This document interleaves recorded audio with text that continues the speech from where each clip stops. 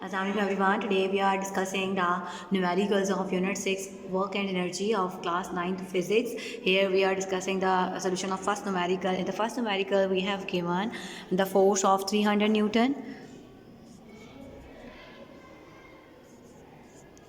and we have given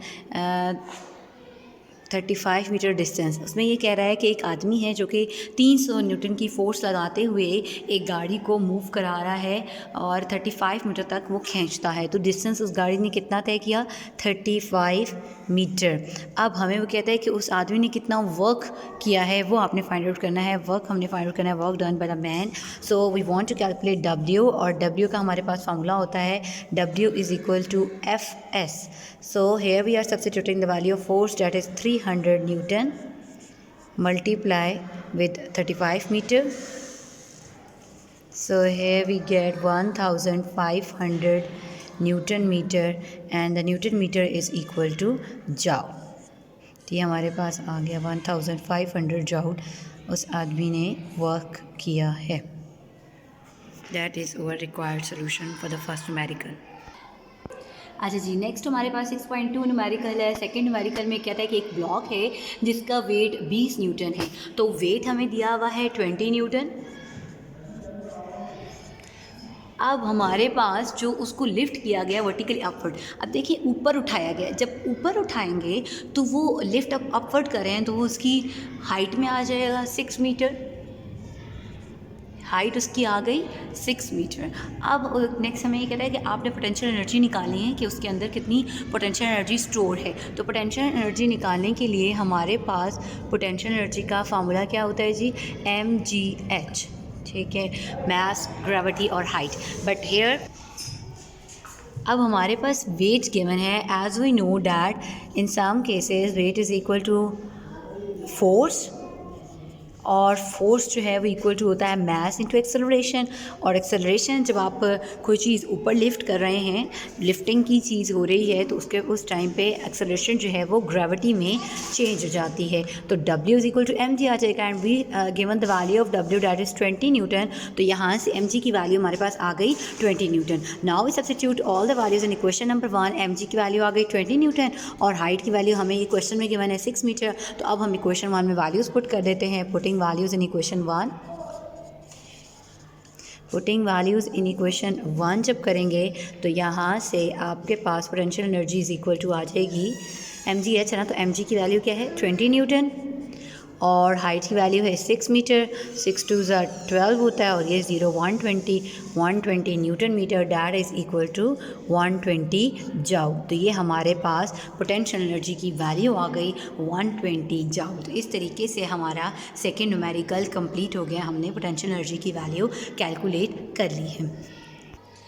now we are calculating the solution of third numerical. Third numerical में हमें car का wait given है 12 kilo Newton. तो सबसे पहले जो चीज़ गिवन है हम लिख लेते हैं weight, that is 12 kilo newton. और किलो का क्या मतलब होता है?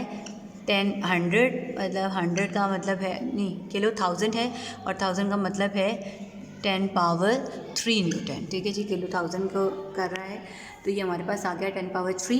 अब नेक्स्ट हमारे पास क्या चीज़ गिवन थी? वेलोसिटी गिवन थी, स्पीड गिवन थी। स्पीड थी 20 मीटर पर सेकेंड। तो v की वैल्यू आ गई 20 मीटर पर सेकेंड। अच्छा, हमें फाइंड आउट क्या करना है जी? काइनेटिक एनर्जी फाइंड आउट करनी है कि find out the kinetic energy. तो काइनेटिक एनर्जी का फार्मूला हमारे पास क्या होता है जी? काइनेटिक एनर्जी का फार्मूला होता है हमारे पास हाफ mv²। अब देखिए v तो हमें गिवन है बट मैथ नहीं गिवन। मैथ की जगह पे हमें क्या गिवन है? वेट। अब as we know that in some cases weight is equal to force and force is equal to ma, और a को हम सम हाउ क्या ले लेते हैं? ग्रेविटी की इक्वल ले लेते हैं। ठीक है, तो यहाँ पे हम एक्सेलरेशन को ग्रेविटी के इक्वल कर रहे हैं। अब ग्रेविटी की वैल्यू क्या होती है? 10 मीटर पर सेकेंड स्क्वायर और ये 12 इंटू 10 पावर 3 न्यूटन है। तो ये 10 दूसरी साइड पे जाके डिवाइड होगा। अच्छा जी, ये 10 जब दूसरी साइड पे डिवाइड होगा तो मास की वैल्यू हमारे पास कैलकुलेट हो जाएगी। ये न्यूमरेटर एज इट इज़, ये 10 मीटर पर सेकेंड स्क्वायर इधर आके डिवाइड हो जाएगा। तो ये 3 पावर हैं, एक कट जाएगी तो 2 पावर ऊपर रह जाएंगी। 12 इंटू 10 पावर 2 रह जाएगा और न्यूटन को हम लिख सकते हैं केजी मीटर पर सेकंड स्क्वायर में और नीचे भी मीटर पर सेकंड स्क्वायर है, तो बोथ था कैंसिल विद ईच अदर, तो mass is always measured in KGs, तो 12 × 10 पावर 2 kg आ गया। वेलोसिटी हमें गिवन है 20 मीटर पर सेकंड, और काइनेटिक एनर्जी में अब हम वैल्यूज़ पुट कर लेंगे। हाफ mv² है, मास हो गया 12 × 10 पावर 2 kg, और वेलोसिटी आपके पास है 20 मीटर पर सेकंड का होल स्क्वायर। 20 का स्क्वायर ले लेते हैं, डैट इज़ 400 मीटर स्क्वायर पर सेकंड स्क्वायर, और इन सब को मल्टीप्लाई कर लेते हैं। ये 2 से डिवाइड करें, 2 6 ज़ार 12 आ जाएगा, और ये 100 है, 6 4 ज़ार 24, और ये 100 kg मीटर पर सेकंड स्क्वायर इंटू मीटर है, तो ये न्यूटन मीटर बन जाएगा, and newton metre is equal to joule, और ये आ जाएगा 240,000 आ गया। अब हमें क्योंकि किलो में गिवन था ना वेट, तो इस वजह से जब हम इसको भी किलो में लेके आएंगे तो हमारे पास ये हो जाएगा 240 × 1000, ये आपके पास आ जाएगा 240 किलो जाउल। ये हमारे पास जी काइनेटिक एनर्जी आ गई 240 kilo joule. That is our required solution for the third numerical of unit 6।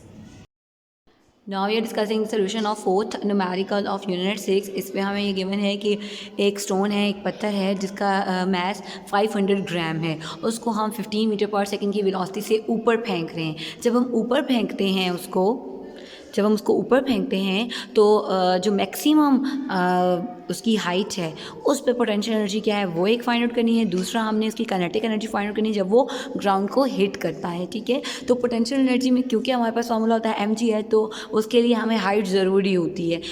जो आपका लोएस्ट पॉइंट है, ग्राउंड वाला पॉइंट है, उस पर पोटेंशियल एनर्जी ज़ीरो होती है, बिकॉज क्योंकि हमारे पास वहाँ पे कोई हाइट अचीव नहीं कर रहा होता। और काइनेटिक एनर्जी जब वो कोई चीज़ नीचे गिरेगी, किसी वेलोसिटी के साथ ग्राउंड पे हिट करेगी, तो काइनेटिक एनर्जी का फार्मूला होता है हाफ mv के, उसमें मास भी है, उसमें वेलोसिटी भी है, तो तब हम फाइंड आउट कर सकते हैं। और हाइट पे काइनेटिक एनर्जी, मैक्सिमम पॉइंट पे kinetic energy is always zero, because उसके अंदर क्योंकि आप मैक्सिमम पॉइंट पे जब कोई चीज़ आती है ना तो एकदम से वो नीचे गिर जाती है, तो वेलोसिटी ज़ीरो हो जाती है, तभी वो चीज़ नीचे गिरती है। इसलिए मैक्सिमम पॉइंट पे काइनेटिक एनर्जी जो है वो ज़ीरो होती है। हमने मैक्सिमम पॉइंट पे, मैक्सिमम हाइट पे पोटेंशियल एनर्जी निकालनी है, और जब वो बॉल या पत्थर जो है, सॉरी, वो जो पत्थर काइनेटिक एनर्जी उसकी निकालनी जब वो पत्थर ग्राउंड को हिट करेगा। तो अब हमें गिवन है मास इसका 500 ग्राम, उसको हमने केजी में कन्वर्ट कर लिया 1000 से डिवाइड करके, that we got 0.5 kg। Initial velocity, जिस वेलोसिटी से वो पत्थर हम ऊपर फेंक रहे थे, वो थी 15 मीटर पर सेकंड, तो इट मीन्स फाइनल वेलोसिटी उसके लिए ज़ीरो होगी, ठीक है। जब हम हाइट पे जा रहे हैं तो फाइनल वेलोसिटी क्या हो गई, ज़ीरो हो गई। तो हाइट के लिए हमने पोटेंशियल एनर्जी निकालनी है, खैर निकालनी दोनों चीज़ें, पोटेंशियल एनर्जी भी काइनेटिक एनर्जी भी। पहले हम पोटेंशियल एनर्जी निकालेंगे। पोटेंशियल एनर्जी का फार्मूला होता है mgh, और इसके लिए हमारे पास मास है, ग्रेविटी भी पता है, हाइट नहीं पता, तो हाइट हम by using third equation of motion हम हाइट फाइंड आउट कर लेंगे। और थर्ड इक्वेशन ऑफ मोशन से हमारे पास फार्मूला होता है 2s which is equal to vf² minus vi²। इस केस में एक्सेलरेशन ग्रेविटी की इक्वल हो जाएगा, और डिस्टेंस जो है वो हाइट की इक्वल हो जाएगा। और यहाँ पे फाइनल वेलोसिटी की वैल्यू 0 पुट करके इनिशियल वेलोसिटी की वैल्यू 15 पुट करेंगे हम, और यहाँ से हाइट की वैल्यू निकालेंगे। Gravity we know that at each and every point gravity हमारे पास होती है 10 मीटर पर सेकंड स्क्वायर। तो यहाँ से ये 20 मीटर पर सेकंड स्क्वायर आ गया, हाइट इधर ही रहेगा, ये 20 दूसरी साइड पर जाके डिवाइड होगा, 15 का स्क्वायर आ गया 225। तो ये जब 225 पे डिवाइड होगा 20, तो हमारे पास हाइट आ जाएगी दैट इज़ माइनस 11.25 मीटर। तो height is always positive, negative नहीं होती, इस नेगेटिव साइन को हम ओमिट कर देंगे, तो हाइट की वैल्यू हमारे पास रहेगी 11.25 मीटर, ठीक है जी। पोटेंशियल एनर्जी हम फाइंड आउट कर सकते हैं, बिकॉज मैथ्स भी गिवन है, gravity we know that 10 metre पर सेकंड ऑन एवरी प्लेसेस, और हाइट जो है वो अभी हमने फाइंड आउट की 11.25 मीटर। तो इनको जब मल्टीप्लाई किया तो 56.25 kg, ये जो यूनिट्स थे मैं इसको भी ज़रा सेटिंग कर रही हूँ, kg मीटर पर सेकंड स्क्वायर और मीटर। kg मीटर पर सेकंड स्क्वायर जो होता है वो न्यूटन की इक्वल होता है, और न्यूटन मीटर जो होता है वो जाउल की इक्वल होता है। पोटेंशियल एनर्जी का जो यूनिट है वो है जाउल। तो डायरेक्ट अगर हम जाउल पे जाएंगे तो स्टूडेंट्स को कन्फ्यूजन होती है कि how can we get the unit joule, क्योंकि ऑलरेडी तो हमारे पास kg मीटर पर सेकंड और मीटर थी, तो इसलिए मैंने ये सारी चीज़ें जो हैं वो की हैं ताकि कन्फ्यूजन कम से कम हो। Now we are moving forward for calculating kinetic energy. देखें, हमें उसने ये दिया हुआ था कि हमने पत्थर को ऊपर फेंका है, वेलोसिटी क्या थी 15 मीटर पर सेकंड। अब देखें जब अब वो नीचे आएगा, ज़मीन से टकराएगा, तो जाहिर सी बात है उसमें अब क्योंकि वो ऊपर से नीचे गिरा है पत्थर, तो जिस वेलोसिटी से गिरा, सी बात है इनिशियल वेलोसिटी उसकी जीरो हो गई ना, ऊपर मैक्सिमम पॉइंट पे वेलोसिटी जीरो हुई है तो वो नीचे गिर गया, ठीक है। तो फाइनल वेलोसिटी हमें नहीं पता कि किस वेलोसिटी के साथ वो जो गिरा है नीचे गिरा, तो सी बात है वेलोसिटी जीरो हो गई थी तो नीचे गिर गया। अब उसकी फाइनल वेलोसिटी क्या हुई थी we don't know, we want to calculate the final velocity, so here we are using the third equation of motion, और वो क्या है 2s it is equal to vf² minus vi²। तो यहाँ पे भी एक्सेलरेशन को हम ग्रेविटी से चेंज कर देंगे, डिस्टेंस को हम हाइट से चेंज कर देंगे, और फाइनल वेलोसिटी हमने कैलकुलेट करनी है, इनिशियल वेलोसिटी की वैल्यू जीरो पुट कर देंगे। अब gravity we always know that 10 metre पर सेकंड स्क्वायर होती है। हाइट की वैल्यू अभी हमने पिछले केस में निकाली है 11.25 मीटर, उसको हम यूज़ कर लेंगे, ये 225 मीटर स्क्वायर पर सेकंड स्क्वायर आ गया। आप ये देखें फाइनल वेलोसिटी के ऊपर भी स्क्वायर है, सो हमें तो सिर्फ vf की वैल्यू चाहिए, vf² की नहीं चाहिए, so we taking square root on both sides, when we take square root on both sides तो ये स्क्वायर रूट से कैंसिल हो जाएगा। इधर 225 का जो स्क्वायर रूट है वो 15 आता है, और इधर मीटर स्क्वायर का और सेकंड स्क्वायर का स्क्वायर रूट से कैंसिल होगा, मीटर पर सेकंड आ जाएगा। तो फाइनल वेलोसिटी हमारे पास आ गई 15 मीटर पर second. Now we are moving forward to calculate the value of kinetic energy, और काइनेटिक एनर्जी का फार्मूला होता है हाफ mv²। यहाँ पे मैथ हमने शुरू में ही कैलकुलेट किया हुआ था, जो हमें गिवन था कि स्टोन का मैथ 0.5 kg है, वो हमने पुट कर दिया, और अभी जो वेलोसिटी निकाली है दैट इज़ फाइनल वेलोसिटी, वो हम यहाँ पे अब यूज़ करेंगे एज ए सिंपल वेलोसिटी, ठीक है, 15 मीटर पर सेकंड। तो इसका स्केल ले लिया, सबको मल्टीप्लाई किया, 6.25 हमारे पास kg मीटर पर सेकंड स्क्वायर वैल्यू आई है, और साथ मीटर जो है वो एज इट इज रहेगा kg मीटर पर सेकंड स्क्वायर न्यूटन की इक्वल है, न्यूटन मीटर क्या है जाओ। तो काइनेटिक एनर्जी की वैल्यू भी 56.25 हमारे पास निकल आई है। तो इस तरीके से हमारे पास 6.4 न्यूमेरिकल कंप्लीट हो गया है। Now we are solving the fifth numerical of unit 6। इसमें एक साइकिलिस्ट है जो कि टॉप तक पहुंचता है, किसी मिडिलमान है कोई, उसके ऊपर तक पहुंचता है, और नीचे से ऊपर तक जो पहुंचता है तो 6 मीटर की हाइट है उसकी। तो सबसे पहले हमें गिवन है हाइट डैट इज़ 6 मीटर। फिर अब वो जो साइकिलिस्ट है वो कितनी स्पीड के साथ ऊपर जा रहा है उस ढलवान के ऊपर, या उसकी टॉप तक जब जाता है तो उसकी स्पीड कितनी है 1.5 मीटर पर सेकेंड। तो हमें स्पीड भी गिवन है 1.5 मीटर पर सेकेंड। इसके अलावा वो कहता है कि साइकिलिस्ट की काइनेटिक एनर्जी भी फाइंड आउट करें और पोटेंशियल एनर्जी भी फाइंड आउट करें, जबकि साइकिलिस्ट और बाईसाइकिल दोनों का मिला के जो वेट है वो कितना है 40 kg। तो वेट यानी मैथ, सॉरी वेट नहीं मैथ गिवन है, तो मैथ हमारे पास है 40 kg, और हमें निकालना क्या है, दोनों चीज़ें निकालनी है, जो पोटेंशियल एनर्जी भी निकालनी है और काइनेटिक एनर्जी भी फाइंड आउट करनी है। ये दो चीज़ें हमें फाइंड आउट करनी है। तो काइनेटिक एनर्जी का फार्मूला हमारे पास होता है half mv². As we have given the value of mass, also we have given the value of velocity, so we substitute here the both values, that is mass 40 kg and the value of velocity that is 1.5 metre per second का whole square. सबसे पहले 1.5 का square calculate कर लेते हैं, that is 2.25 metre square पर second square, और ये 2 1 2 220 टाइम्स ये हो गया 20 kg बन गया ये। तो 20 kg को जब हम 2.25 मीटर स्क्वायर पर सेकेंड स्क्वायर से मल्टीप्लाई करेंगे, मतलब 20 को 2.25 से, तो हमारे पास आ जाएगा 45 kg metre per second square into metre, तो ये आ जाएगा न्यूटन मीटर, और आफ्टर डैट इसको हम लिख लेंगे जाओ। तो ये हम काइनेटिक एनर्जी लिख लेते हैं जी 45 न्यूटन मीटर, और न्यूटन मीटर किसकी इक्वल होता है जी, जाउल की इक्वल होता है। ये काइनेटिक एनर्जी की वैल्यू आ गई 45 जाउल। ठीक है जी। अब हमने पोटेंशियल एनर्जी निकालनी है, and we know that we remember the formula of potential energy that is mgh, and we have given the value of mass, that is 40 kg, we have given the value of height that is 6 meter, और gravity हमें पता है 10 metre per second square होती है। तो मास की value हमने डाल दी 40 kg, ग्रेविटी हमें पता है 10 मीटर पर सेकेंड स्क्वायर होती है, और हाइट हमारे पास होती है 6 मीटर। तो इन सबको सॉल्व करें, मल्टीप्लाई करें, तो ये हमारे पास आ जाएगा 2400 kg metre per second square into metre, that is newton metre, and that is called joule. तो ये 2400 जाउल हमारे पास आ गई जी potential energy, and that is over required result for the fifth numerical of unit 6। Now we are discussing the solution of sixth numerical of unit 6। इसमें हमें एक मोटर बोट गिवन है जो कि जिसकी स्पीड 4 मीटर पर सेकेंड है, और water जो रेजिस्ट कर रहा है, रेजिस्टेंस की फोर्स लगा रहा है वो 4000 न्यूटन है और हमने पावर इस इंजन की निकालनी है। तो सबसे पहले हम मोटर बोट की स्पीड ले लेते हैं। इसकी स्पीड कितनी है, that is 4 metre per second. अब इस पर अमल करने वाली जो पानी की रेजिस्टेंस है ना वो 4000 है।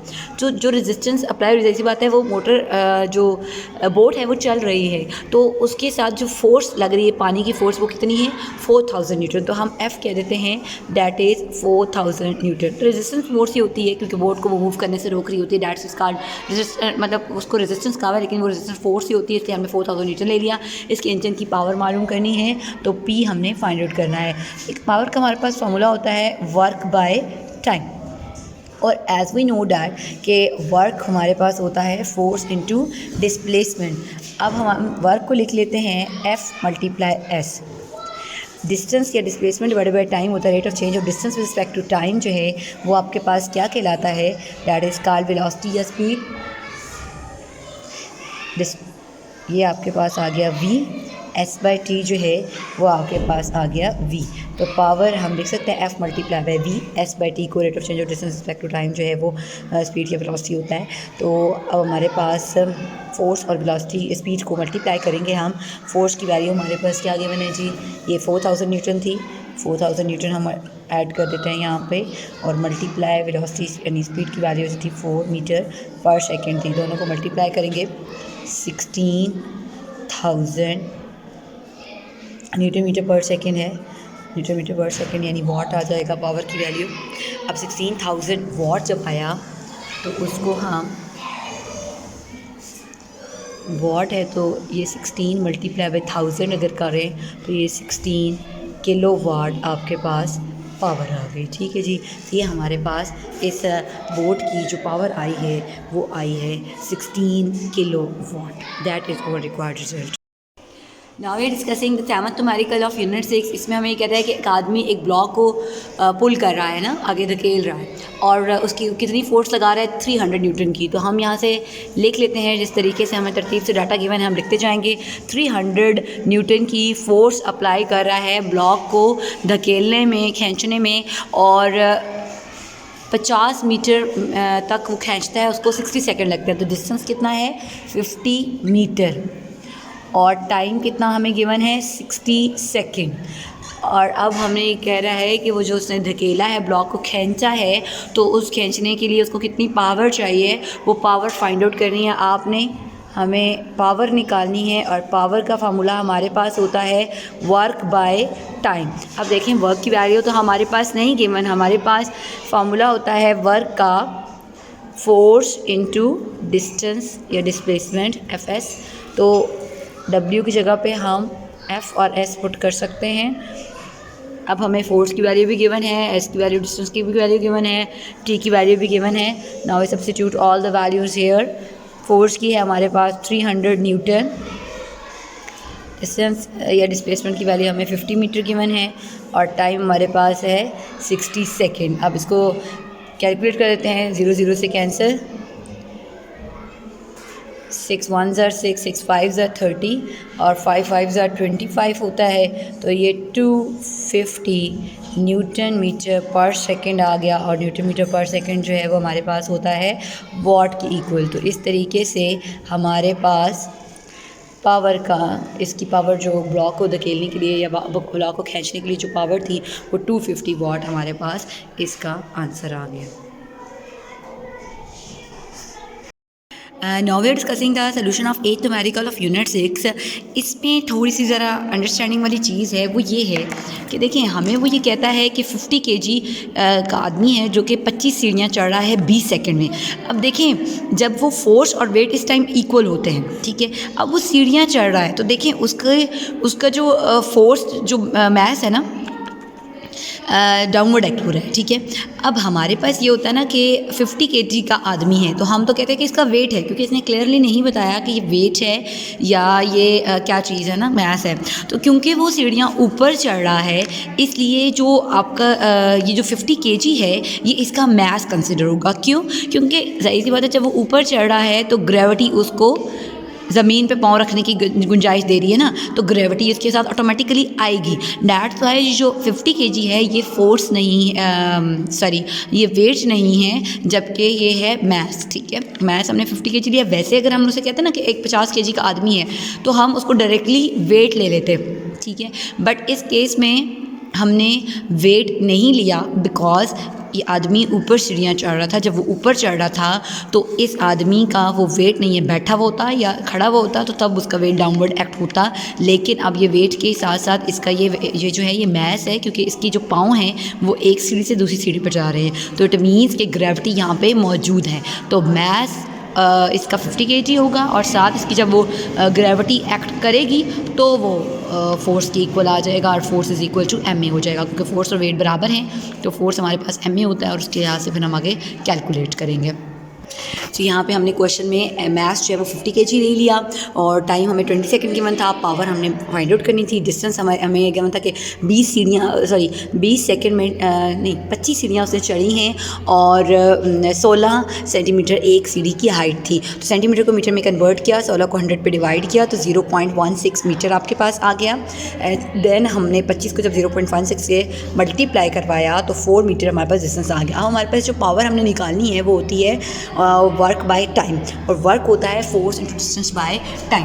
अब हमारे पास क्योंकि क्वेश्चन में ही उसने दिया हुआ था डायग्राम के अकॉर्डिंग कि फोर्स और वेट जो है वो बराबर होते हैं, लेकिन ठीक है फोर्स और वेट बराबर होते हैं। W is equal to mg होता है, या W अगर आप ना लिखें तो F को आसान मैं बता देती हूँ कि फ़ोर्स हमारे पास मैस इंटू एक्सेलरेशन होता है तो M इंटू ए लिख लेते हैं। अब इस केस में क्योंकि वो सीढ़ियाँ ऊपर चढ़ रहा था बंदा, ठीक है, हम अगर ये कहते हैं कि ये बंदा सीढ़ियाँ ऊपर चढ़ रहा है, देखिए ना, अगर वो सीढ़ियाँ ऊपर चढ़ रहा है तो यहाँ पे ग्रेविटी भी इन्वॉल्व होगी और उस बंदे का वो जो 50 kg है वो उस बंदे का मैस होगा, ठीक है, और साथ उसकी ग्रेविटी भी शामिल होगी क्योंकि वो चढ़ रहा है। जब चढ़ रहा है तो ग्रेविटी उसको चढ़ने के लिए हेल्प कर रही है। ज़ाहिर सी बात है, ग्रेविटी की वजह से हम ज़मीन पर पाँव रख सकते हैं क्योंकि ज़मीन अपनी तरफ अट्रैक्ट कर रही है ना हमें, तो इस वजह से यहाँ पे ग्रेविटी इन्वॉल्व होगी। और हमने मैस इनटू ग्रेविटी करेंगे और साथ डिस्टेंस भी आ जाएगा एंड देन हमारे पास डिवाइडेड बाय टाइम हो जाएगा। ठीक है जी। अब मैस की वैल्यू हमें गिवन है दैट इज़ 50 kg, ग्रेविटी होती है 10 मीटर पर सेकेंड स्क्वायर और डिस्टेंस एस जो था वो हमने निकाल लिया था 4 मीटर, क्योंकि उसमें हमने ये कहा था कि सीढ़ियाँ जो थी 25 सीढ़ियाँ थी और 16 सेंटीमीटर एक सीढ़ी की हाइट थी। सेंटीमीटर को हमने मीटर में कन्वर्ट किया था तो यहाँ से 0.16 से हमने 25 को जब मल्टीप्लाई किया था तो 4 मीटर आ गया था और टाइम हमें गिवन है 20 सेकेंड। अब ये 0 0 से कैंसिल, ठीक है जी, और बल्कि इस 0 से नहीं कैंसिल करते, इस 0 से करते हैं। ये 2 1 2 2 2 4 हो जाएगा।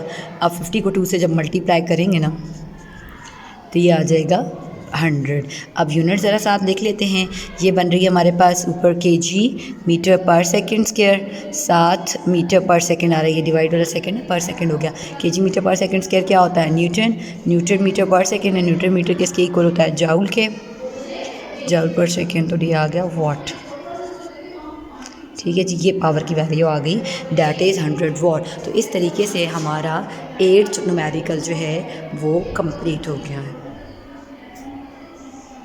Now we are calculating the 9th numerical of unit 6। इसमें ये गिवन है कि हमने पावर निकालनी है पंप की, ठीक है, कोई भी पंप है उसकी हमने पावर निकालनी है और वो पंप कर क्या रहा है? वो ये 200 kg का पानी है, ठीक है, लिफ्ट कर रहा है वो ऊपर। तो पानी का मैस होता है, मैस हमने लिख लिया 200 kg।